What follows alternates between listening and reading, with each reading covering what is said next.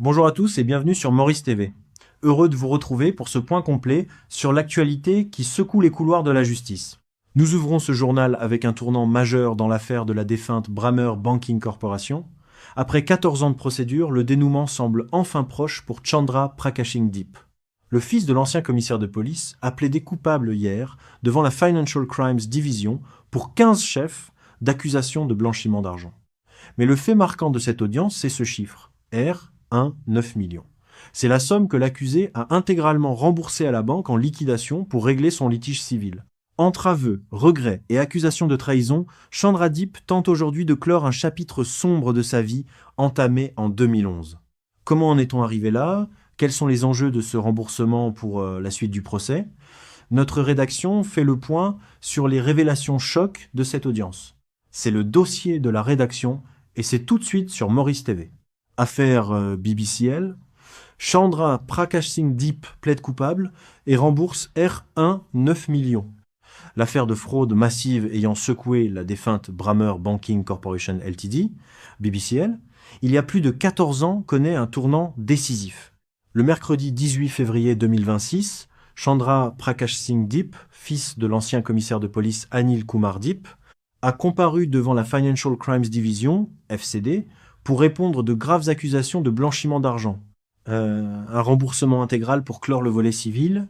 L'élément central de cette audience a été la confirmation du remboursement total effectué par l'accusé. Selon son avoué, Meselva Murday, Chandra Prakashing-Deep a restitué la somme de Rs 945 000 à la BBCL, actuellement en liquidation le 10 avril 2025. Ce montant correspond à la somme que la banque lui réclamait par voie de plainte civile devant la Cour suprême depuis 2012. Ce remboursement a permis à l'accusé d'être mis hors de cause dans le litige civil, bien que le volet pénal reste d'actualité. J'ai été dupé. Le plaidoyer de l'accusé. À la barre, Chandra Prakashing-Deep a choisi de plaider coupable, tout en sollicitant l'indulgence de la Cour. Son témoignage a été marqué par un ton de regret et une volonté de se dissocier de l'instigateur présumé du système de fraude.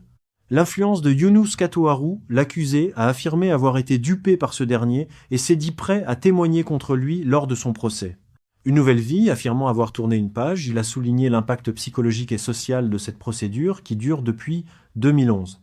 Responsabilité actuelle. Aujourd'hui, père de famille et chef d'entreprise, il gère une structure de 30 employés et a évoqué les pressions financières liées à sa situation. Les détails de l'acte d'accusation.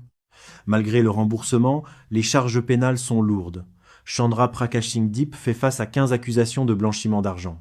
Détail des flux financiers. Entre le 30 mars et le 17 juillet 2011, il aurait perçu plusieurs chèques émis par la compagnie Yeshem Ltd pour des montants variant entre Rs 35 000 et Rs 300 000. Le préjudice total, pour ce volet, s'élève à Rs 415 000. Un réseau de blanchiment d'envergure.